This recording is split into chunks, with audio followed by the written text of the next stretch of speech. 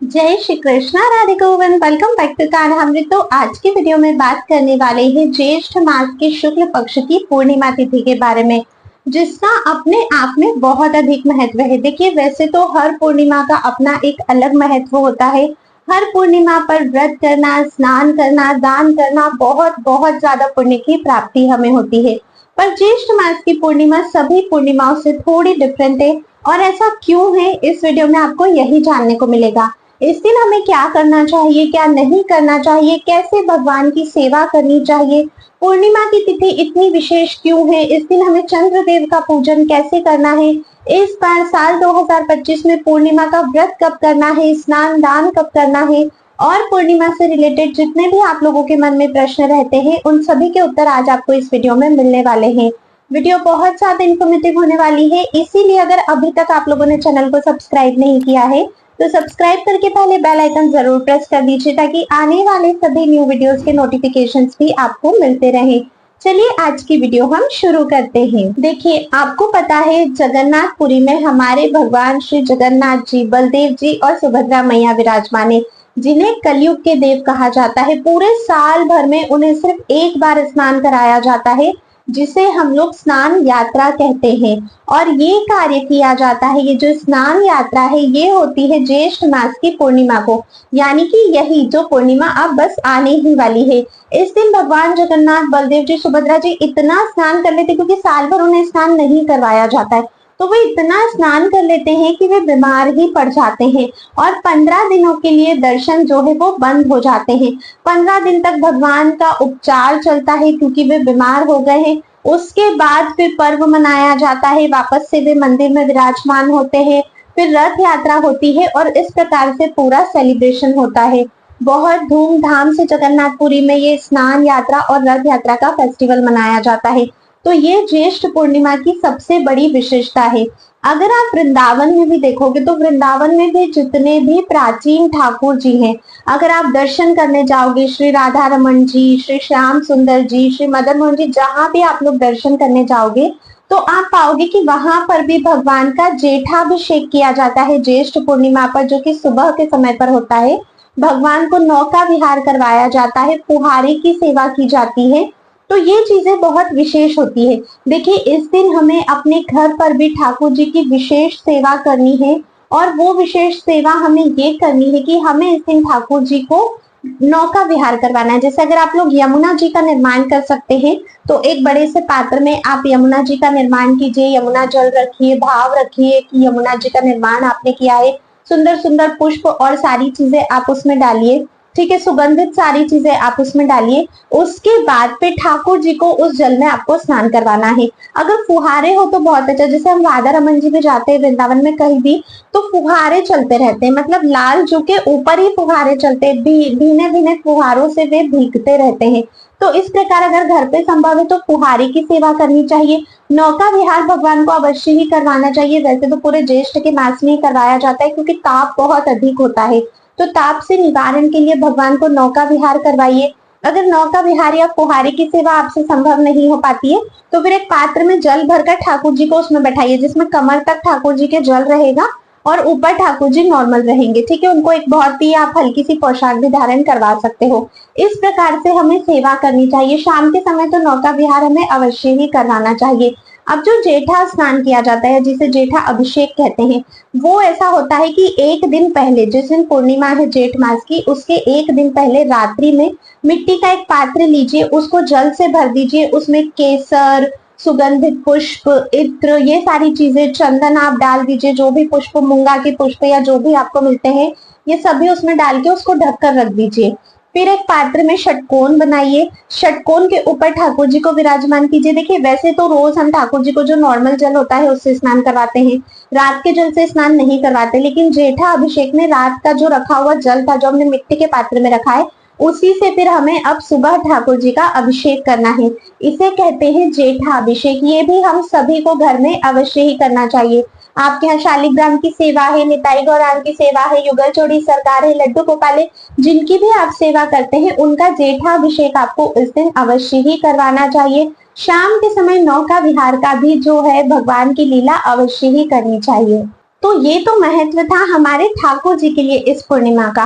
अब देखिए पूर्णिमा जो है वो इस बार हमें कब करनी है पहले ये जानते हैं। तो पूर्णिमा की जो तिथि है वो 10 जून को मंगलवार के दिन शुरू हो रही है सुबह 11:36 पर, और इसकी समाप्ति नेक्स्ट डे 11 जून को बुधवार के दिन दोपहर में 1:13 पर हो रही है।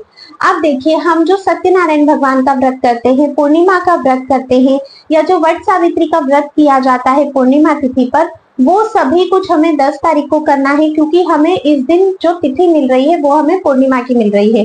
जो 11 तारीख को है उस दिन स्नान दान इसकी पूर्णिमा है, ठीक है। व्रत की पूर्णिमा 10 की है और स्नान और दान की पूर्णिमा 11 की है। क्योंकि हम चंद्र व्यापिनी पूर्णिमा देखते हैं, जैसे हमें चंद्रमा को अर्घ देना होता है पूर्णिमा पे, तो चंद्र व्यापिनी पूर्णिमा 10 जून की है, तो व्रत आपको इसी दिन करना है। फिर वट सावित्री का हो, सत्यनारायण भगवान के लिए हो, पूर्णिमा के व्रत वो सब इसी दिन करना है। स्नान और दान आप 11 को करेंगे। देखिए वट सावित्री अमावस्या भी अभी गई थी, तो काफी क्षेत्रों में वट सावित्री अमावस्या पर पूजा की जाती है और काफी क्षेत्रों में वट सावित्री पूर्णिमा पर पूजा की जाती है। तो पूजा विधि वैसी की वैसी ही है जैसी वट सावित्री अमावस्या पर थी। कथा भी आपको वही श्रवण करनी है, सिर्फ दिन अलग हुआ है, अमावस्या और पूर्णिमा। डिस्क्रिप्शन बॉक्स में मैं आपको वीडियो का लिंक दे दूंगी, वट सावित्री से रिलेटेड जो भी वीडियोस चैनल पर ऑलरेडी है उनको आप चेकआउट करना, उसी हिसाब से आप लोग पूजा करना और कथा भी आप लोग श्रवण कर सकते हो, ठीक है। इस तरह से अखंड सौभाग्य की प्राप्ति के लिए वट सावित्री का व्रत किया जाता है। सत्यनारायण भगवान की कथा अगर आप करवा सकते हैं तो पंडित जी को बुला के करवा लीजिए। अदरवाइज आप लोग खुद भी अपने घर पर जो पुस्तिका आती है, या फिर मैं भी चैनल पर कथा अपलोड करूंगी उस दिन, तो आप लोग चैनल से भी सत्यनारायण भगवान की कथा का श्रवण कर सकते हो। बहुत बहुत शुभ फलकारी होता है।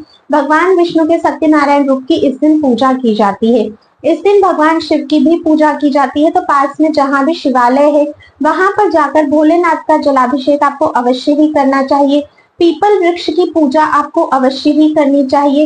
इस दिन दीपदान का बहुत अधिक महत्व होता है, कम से कम 5 दीपदान तो करने ही चाहिए, ठीक है। 5 दीपदान आप संध्या के समय पे कीजिएगा, जिसमें से एक आप मंदिर में कर सकते हो, एक आप जो है वो तुलसी मैया के पास करिएगा, 2 आप घर के मुख्य दरवाजे पर करिएगा, और एक जो दीपदान है वो आप किसी भी पवित्र स्थान जैसे कि गौशाला पे कर सकते हो, है ना, किसी शिवालय में जाकर कर सकते हो।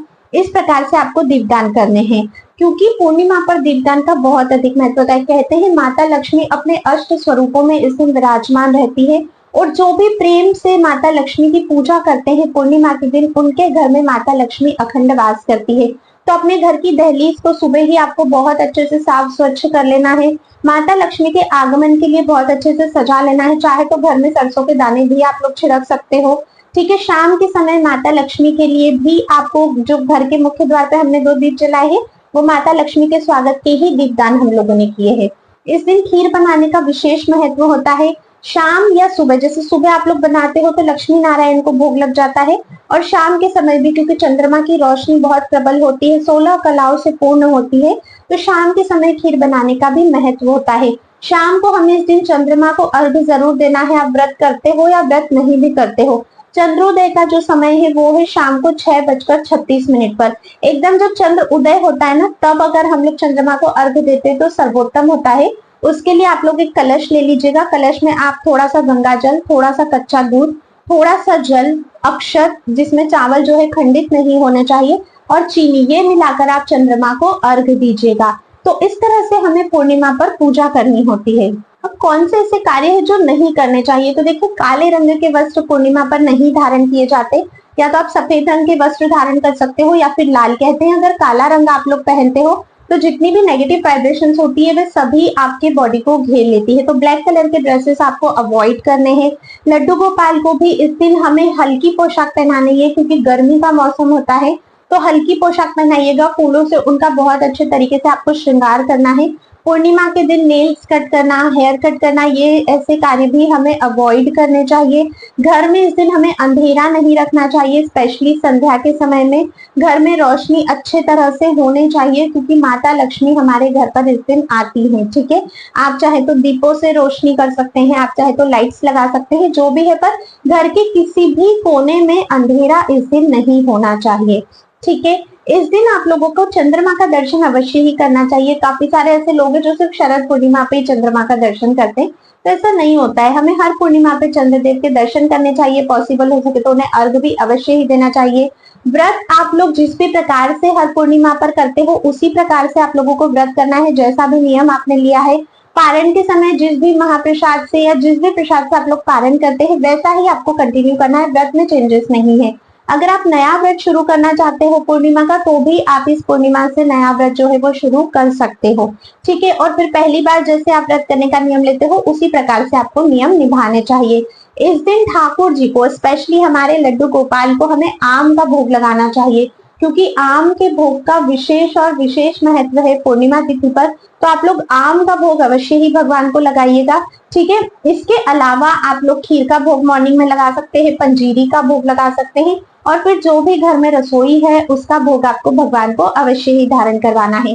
तो ये थी ज्येष्ठ मास की पूर्णिमा की संपूर्ण जानकारी। अगर कुछ भी आप लोग पूछना चाहते हो, जो मुझसे कुछ रह गया हो, आपके मन में कोई प्रश्न है, तो आप लोग कमेंट करके पूछ सकते हो। वीडियो पसंद आया है तो लाइक शेयर एंड सब्सक्राइब जरूर ही कीजिएगा। आप लोगों का एक लाइक एक शेयर ना मुझे बहुत मोटिवेशन देता है आपके लिए नेक्स्ट वीडियो प्रिपेयर करने के लिए। तो कमेंट में जय श्री राधे भी अवश्य ही लिखिएगा। अब मैं आप सभी से नेक्स्ट वीडियो में मिलूंगी। पूर्णिमा व्रत की कथा और सत्यनारायण व्रत की कथा दोनों की वीडियो आपको चैनल पर मिल जाएगी। आप इसे व्रत वाले दिन चेकआउट कर सकते हो। राधे राधे।